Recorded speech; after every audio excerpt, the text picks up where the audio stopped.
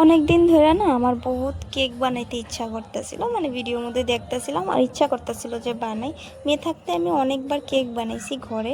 একবার তো বানাইয়া আমার নিজের কুকারটা পুরা মানে উপরের সিটিটা খুলতে ভুলে গেছিলাম, আর প্লাস্টিকের ছিল জইলা গেছিলো, তো মা বহুত বকা খাইছি।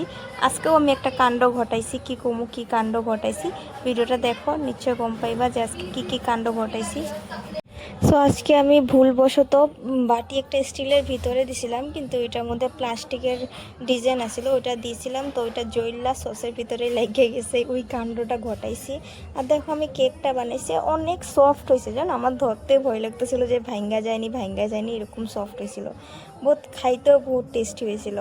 আর দেখো কেকটা বানাইছি, আমার কাছে তো কোনো কিছু ক্রিম নাই, তো আমার কাছে ঘরে ম্যাঙ্গো আছিল আর কোকোনাট আছিল, ওইটা আমি পেস্ট করে অল্প গরম কইরা ওইটা আমি ক্রিম হিসাবে ব্যবহার করতেছি। আর আমার কাছে এরকম কোনো ফ্লেভারও নাই যে আমি কেকটার মধ্যে কোনো ফ্লেভার দিমু।